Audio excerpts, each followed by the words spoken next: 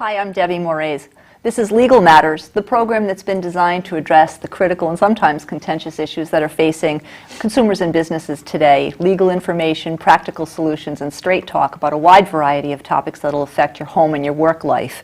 We're going to get legal counsel, as we usually do, from our legal experts, from Odette Bazar, Grasso law firm in East Providence, Jackie Grasso, and to her right, David Bazar. Today we're going to address some practical, some mundane, and a couple of contentious issues about responsibility that have been posed recently, from plumbing to potholes. Both are costly, but to whom and who should be paying? And the most recent topic that's contentious in the news, an assisted living facility policy stated that the nurse was not responsible to help resuscitate. If not the nurse, who is and why? We'll get into it. So let's start with the thing that made the Providence Journal headline news. Welcome to Rhode Island, drive Rhode Island and we'll rock your ride, as the headline read. So this is pothole season. What do you do if you lose your car? Actually, if you lose your tire or worse, what do you do? It'd be a sinkhole, right? It's a sinkhole. Florida. That would be the fellow in the bedroom in Florida. Yeah. What happens? Well, there's a few different things that you can do. First thing I do is call AAA and say, hit a pothole, can you come help me? And get the tire changed, of course. But then if it happens on a state road, the state does have a fund that you can apply to get reimbursement for up to $300 for the damage to your car. In the cities and towns, if it's on a city or town road, then you can make a claim with the city or town as well.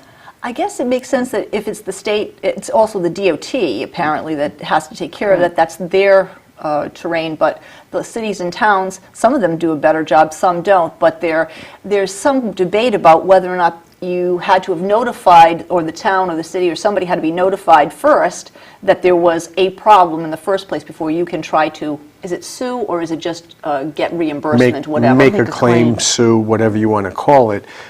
There is a couple of different things that you're addressing there. There are some statutes that require you to give notice within a timely fashion to the city or town for any claim you're making for an injury or damage on a road or highway.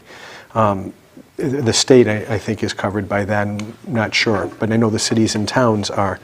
Additionally, that the notice issue could apply to negligence. Did the city or town have notice that there was a hole in their road that they had an opportunity to fix? Depending on whether you're looking at a fund that just says if your vehicle is damaged, we'll pay it, may not require them to have, for you to prove that they had actual notice of that particular pothole. And in some cities or towns, it could almost be just notice given, because if you drive on any of them, there's a pothole on every road. But if there was an injury that resulted beyond mechanical Right. problems, then I would think you would damage. fall under the trust, wouldn't you? Well, if the city is insured with the trust, Yeah. there would be a claim made through the trust. If you're injured because of some defect to the highway or town and you want to make a personal injury claim, you have to give notice timely so that they can investigate it. And secondly, then you would have to prove perhaps that there was a defect that they had time to remedy. If there were an injury, I guess it makes sense that it could take you time to go through the proceedings.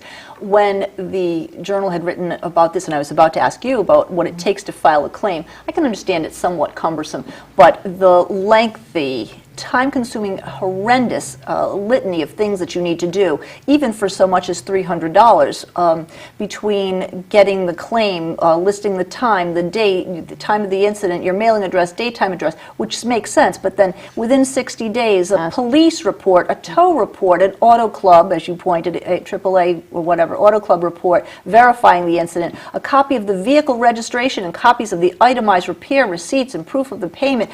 Dear Lord. Well, I can understand that, because you want to make a claim. You want to first make sure that it's a car that's registered. Number two, they want to first make sure that there is some type of mechanical repair that is needed. So they're going to have to, they would require an estimate. But yeah, it is cumbersome. And the rest of the documentation is to prove there was an incident, that something happened. So going through that fund for the new tire or the rim or whatever it is that was damaged doesn't require as much proof, even though it seems to you like there's a lot of proof, as it would if you were trying to make a personal injury claim against the city or town. I guess in this case, there they make the distinction that if it's, say, if it's a state road and there's a $300 damage bill due, that is reimbursement. It's not really considered suing, which is a very nice technicality. And it doesn't matter whether or not they were negligent. I would imagine that unless they drove around in those trucks daily filling up those holes, that would be something that would need to happen for the whole of the season based on what our weather's been like. Because it's limited to $300, and there's a process where they can try to be confident that there was an incident, that it was a car that should have been on the road, that there was damage that needs to be fixed. You are relieved of the obligation of proving negligence, which in these cases would be almost impossible to do, because to prove negligence in this particular instance to that particular tire, you have to prove that they knew and had time to fix that particular pothole. Let's throw another wrinkle into this. So suppose you ended up hitting or landing in a pothole, the car veers to the side a little bit, and you end up hitting someone. Now, you are still responsible for having lost control of the car, even though it was the pothole that was an extenuating circumstance? Well, then I think you have a few things happen. You have an intervening cause, and Perhaps, then, yeah. perhaps whomever you hit would obviously file a claim against you. You would have, as yourself, the driver of the vehicle would have to put your own insurance company on notice. You'd have to file an accident report with the Registry of Motor Vehicles, with local police station. Can you say that that was the ultimate cause? It would possibly, Right. but This is a difficult case if it's just a pothole, I think, to say the city or town may bear some liability to the other person as opposed to the driver who had a choice to hit the pothole and damage his or her tire or hit the person. Yes. If that was indeed Good an point of option. clarification, yes. So if that's the case, then perhaps it is your fault for hitting a person, because there's no excuse really for hitting a person. It's always about ruin the maybe tire. Yeah. they could have controlled the Controlled car. it, swerved the other way if that was an option. You'd have to look at the actual facts of what happened. That being said, there are cases where the injury is caused because of a defect to a road or a sidewalk, which is considered that, or a bridge. And those are claims that are made. There's that 60-day notice that you talked about, and the right for the town to investigate it or the city. And then if they don't make a payment, you have the right to sue.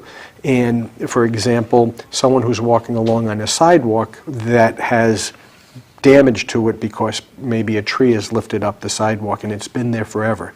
And people have complained about it before. And perhaps I had a case once where the city even went and marked it out but never fixed it. All right. Can you prove negligence in that instance? Perhaps you can, because they had an opportunity to fix it and never did. And I guess carrying that through a step further, now not talking about your tire and the city street and the state highway, but suppose you're walking into, we'll say Kmart, Walmart, or Lowe's.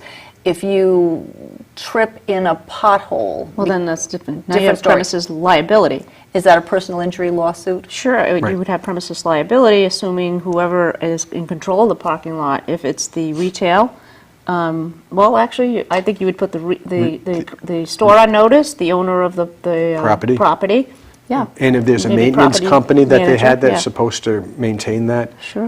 And if it's on private property, and you're an invitee, someone who's supposed to be on that property to go into, I think you said Walmart or whatever store it might Yes. be, and not a trespasser, because there is certainly different rules, although at one time in Rhode Island there wasn't, but there are different rules perhaps, that if you're entitled to be on that property, you're entitled to have a reasonably safe place to walk.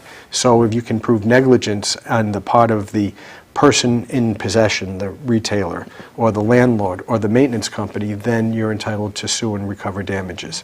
Wasn't it interesting in looking at the state and the city issues that in some states and in some cities, you can't quote-unquote sue the king? That's different from it being a Walmart or a private piece of property, but in some cities, you are not allowed to sue them. It's sovereign The immunity. sovereign immunity, yeah. Okay. Do you really So- want to explore Yeah, that? all right. So in Rhode Island, especially at the state level, we always have had sovereign immunity. In 1972, there was a case called Becker versus Bowdoin, where someone was injured due to the negligence of the state. And the Supreme Court basically invited the legislature. They said, we're doing away with sovereign immunity, but they invited the legislature to put some kind of cap on it. So at that time, it may have been a $50,000 cap, meaning that if the state was negligent and caused injury to somebody, the most you could get for that negligence was $50,000. That was eventually raised to $100,000, and I believe it's actually been raised again, although I'm not 100% sure about that. Cities and towns had a dual capacity. The city or town was considered to be a corporate entity. So if they were negligent and injured somebody in their corporate capacity, there could be liability. If they injured somebody in their governmental capacity, there was sovereign immunity. What's the distinction? It's a good question. Okay. For example, if somebody is walking into, let me go back. Let's say that someone is overassessed on their taxes, and they want to fight that. They can sue for the difference in what maybe they have to pay, but they can't sue for negligent infliction of emotional distress. It's a governmental function to tax people. If someone's in school, they can sue perhaps for how the school is providing an educational plan to them, but they can't sue the school for negligence if it's within the school setting. You know, the teacher was negligent in teaching my child how to read, for example. As opposed to, I had a case once where my client was an employee of the school and was moving a wrestling mat and injured his back, and they opted out of workers' comp.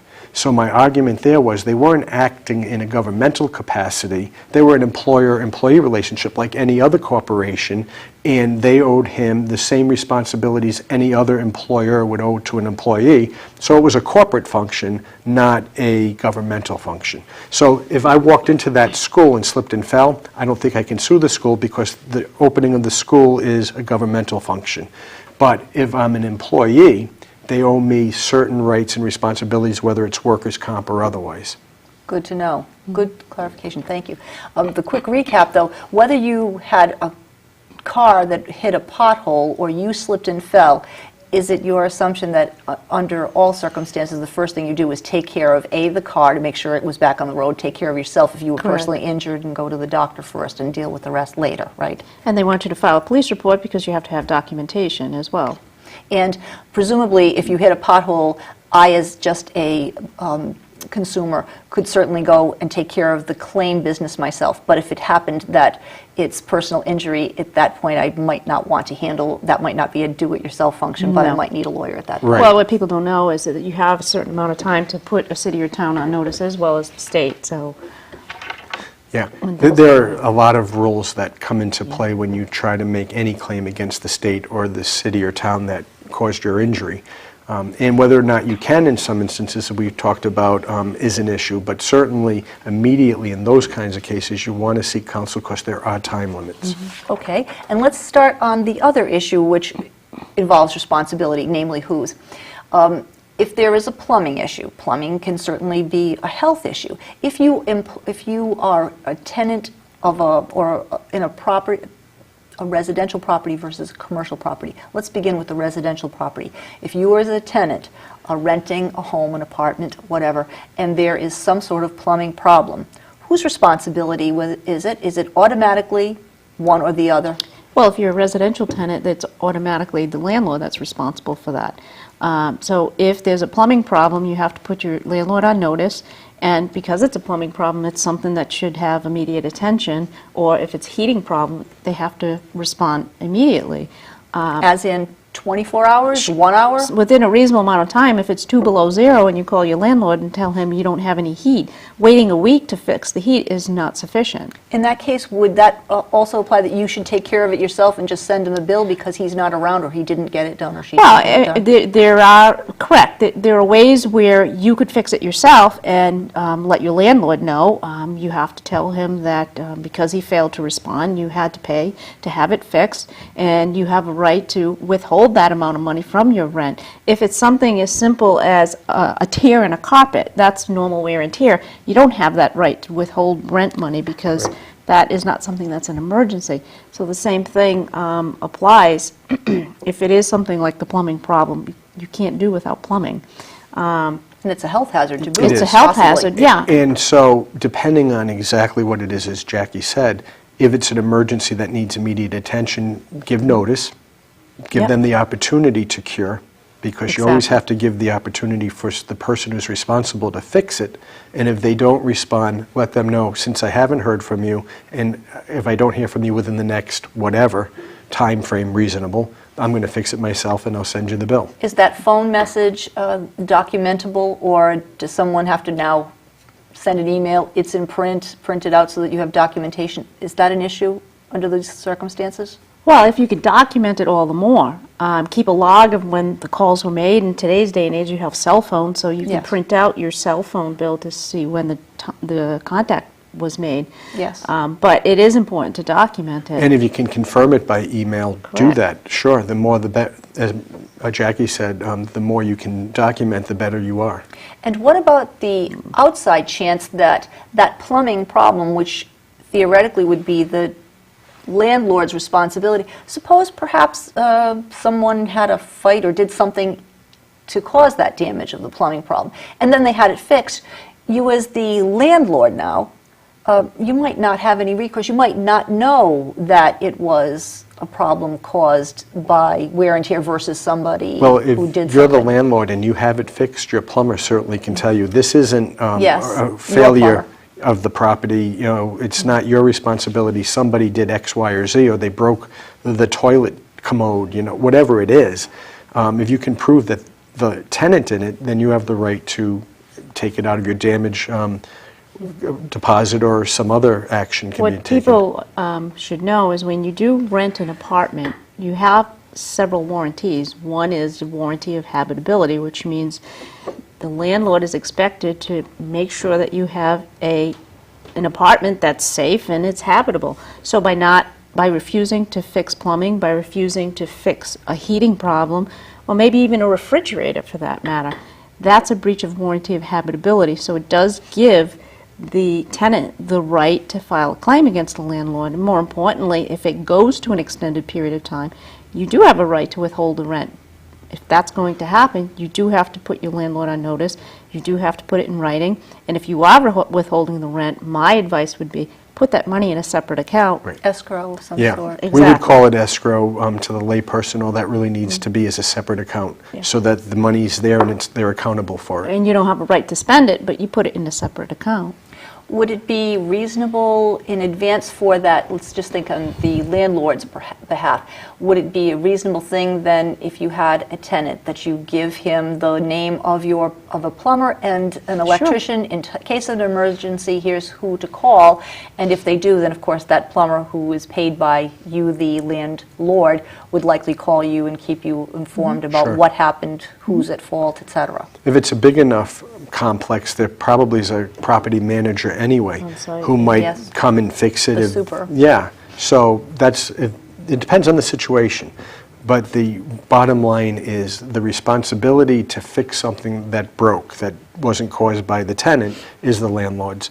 Unless, and Jackie and I were talking about this a little bit before, there's a written lease that shifts that. Correct. But usually in the residential situation, you're not going to see that. No, if it's a commercial lease, triple net leases provide that the tenant would pay for major, well, not major repairs, but Almost everything. most of the repairs. It would be spelled out. I was going to Exactly. ask you about that. Net and triple net, is the reference about triple net, maybe you can explain it, maintenance is insurance and, was it Taxes. taxes? Taxes, correct. So So what's that net means versus?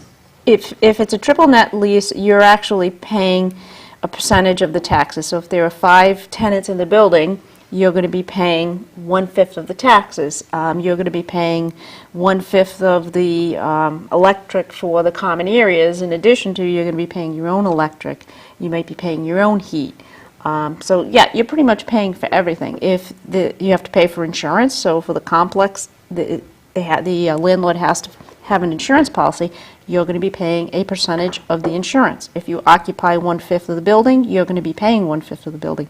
Make sure that's all in writing, obviously. That's Right. how it works. A triple net lease, basically, from the landlord's perspective, is I'm going to collect rent, and I don't have any expenses except perhaps if I have a mortgage that I have to pay.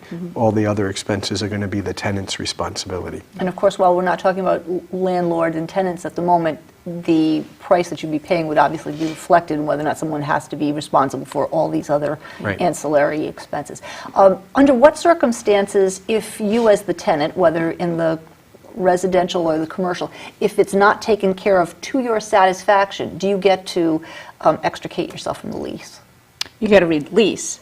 You'd have to read lease, but I think if it's severe enough, then again, you still have a warranty of habitability with Right. with a commercial lease. If it interferes with your business, I think you would have the ability to extricate yourself from the In the lease. terms of the lease control. So commercial leases usually cover almost anything you can think of. So read the lease first. If it's not in there, then Jackie's right. There are certain implied Remedies. warranties that would come into play, and you have to look at what's reasonable. And if it's such that whatever it is that isn't being done interferes with the ability for you to use the lease the way the property was intended to be used, then you would have a claim to end the lease. If you as a landlord have a tenant who's disputing whose fault it is, back on that other issue, and you have already a month's rent in arrears or as an escrow, if there's a debate, do you get to tap into that, what you've already had as an escrow account? If they decide to deduct it on the other end, can you withhold the escrow when they leave? As the landlord? As the landlord, they've given you, The as the security landlord, the deposit. security deposit you've Okay. held in escrow. No, you don't have a right to tap a security deposit. It's just like anything else. If a landlord is going to charge you for some type of damage, he or she has to provide written notice within a certain amount of time. They have to indicate what it is that they want to deduct for. So here's the damage. And they just can't say, well, you damaged a window. They need to have somebody come out and a repairman give you an estimate of what it's going to cost. At that point, it's got to be in writing. They just can't say, well, you tore up the rug, and because of that, I'm going to deduct it from your damage deposit. Normal wear and tear, they do not have the ability to keep your damage deposit. On the residential side, as Jackie's saying, within a certain amount of time, you have to give them your forwarding address, but within a certain amount of time, the itemization has to go out, and before they can deduct anything. If they don't follow those rules, you can sue the landlord and get triple the deposit back. Oh, I've had that happen. In Massachusetts, you have a security deposit law, and if the landlords are required to take that security deposit, put it in a separate interest-bearing account, and once a year, the interest has to be paid to the tenant. If they take that money and commingle it with their own personal funds, they violated the security deposit law. And getting, again, referring to the security, deducting money from a security deposit. If you don't comply with the statute in Massachusetts, Yes. the tenant does have a right to sue and can get triple damages and legal fees, and I've actually prevailed in instances like that. What happens, you mentioned Massachusetts, Jackie. Go to housing court. What happens in Rhode Island? Is it triple damage? Well, the triple damage is if they don't follow the rules about returning the deposit. They don't have to keep it in a separate interest-bearing account. my in Rhode Island. recollection on I don't that think is they have the not. same security deposit law in Rhode Island. Let's talk about the nurse Okay. in the California issue. Talk about whose responsibility. An elderly woman lives in an assisted living, not in a nursing home, an assisted living. She's passed out. Apparently she needs CPR. The nurse calls 911 and needs assistance. In the meantime, she is withholding, let's just say withholding for the moment, CPR, which would have been perhaps a life-saving issue. We know that the elderly lady passed away. It's not the nurse's responsibility. Doesn't every nurse have CPR? And if not the nurse being responsible, who would be responsible? Well, I think from a criminal perspective, they chose not to charge her criminally for withholding the care. Yes. But I think civilly, there may be some liability there. Perhaps, but all right, so criminally, I guess, we've talked about that Good Samaritan rule Yes, and which law, rules? which applies in two different ways. Number one, if you provide aid to somebody in good faith, up to the level of your ability, you can't be sued if you do it negligently. On the other hand is, does somebody have an obligation to provide aid? And we talked about that in the context of the woman who's was a school administrator and had kids at her house drinking and then drove by the scene. And the way that law seems to read is you have to provide aid, But what it really seems to mean is that you have to call 911. That's your obligation. And there's nothing beyond that that can compel you to intervene in a situation. But she was in a nursing home setting here. So, Like the guy- Assisted living, Assisted not living, nursing Right. home, which was a distinction that there's they a seemed bit to of a make. distinction. Yeah. And so what she was saying is, at least from not the criminal end, because I don't think there's a criminal violation No. for not doing something in that instance. From a civil end, she's saying it's the policy of my employer that we're not allowed to do this. I think in that case it actually turned out, I could be wrong about this, that there was a do not resuscitate order, that she did not want any heroic measures given. And perhaps that's the reason they have the policy in place in the first instance. Those on the other side might argue, well, if you're calling 911, By definition. aren't you saying that you should be rendering aid and you've Correct. got an ability to do it? The interesting thing in that on the phone call was the operator saying, look, give the aid, don't worry about your liability. The Emergency Medical Services, or whatever it's called, of California accepts liability for whatever you do. And still, she did not. So, she, as you say, not criminally liable, maybe civilly liable, but isn't it also just unconscionable? But that's a different. That's what the you moral can't, a- that's you the moral can't aspect. litigate that, I Yeah. guess, Yeah. or that aspect. There's a of it, good but- question of whether you can sue someone for being immoral and not living up to what we would think is a societal norm. Obviously, what we can sue for is negligence or a violation of a statute or law. In this particular case, my understanding is the family doesn't want to sue in that they're not That's upset correct, with okay. what happened. I would think, though, if she fell off the bed because the rails weren't there Mm-hmm. and she banged her head and passed out and went into cardiac arrest or whatever, that would be a different situation. Different case, because now The there's some negligence. active negligence that they could have, that they did something wrong in causing the death. So, in other situations where you have a nurse isn't a doctor, but a nurse usually has CPR, current certified CPR training. Whether the hospital, wouldn't be in a hospital, but in a normal circumstance, that nurse would be obliged in some states to give CPR if she is a certified nurse and certified for CPR. In that case, would it be negligent homicide if she didn't apply or use CPR and the person passed away? I think if there was not a DNR, in other words, if the patient did not have a do not resuscitate clause in a healthcare proxy, I think they have an obligation to do it, especially in a hospital setting. You're not going to let somebody code and just stand there and look. And there's discussion about what a nurse or a doctor's obligation is on their own profession, and the Hippocratic Oath and all of those things that can come into play. Long and short, though, is it reminds me a little bit of the restaurant setting where someone's choking. Does the waitress or someone that works for the restaurant owe an obligation to do the Heimlich maneuver? And if they do the Heimlich maneuver and do it incorrectly, are they now negligent and responsible? Sometimes the restaurants have a policy themselves where we don't want our employees to do that because we don't want to get sued if they do it wrong. It's an interesting issue, and we've had we could have a whole show on that if you wanted to. I guess to your point quickly about there being discussions sometimes up the chain of command and across the chain of command, you might get someone who could actually help out without having been sued. We certainly had quite a few topics to discuss. We thank you for tuning in. We thank Jackie Grasso and David Bazar from Odette Bazar, Cadero Grasso Law Firm in East Providence. Thank you for tuning in. Our discussion of legal matters will continue.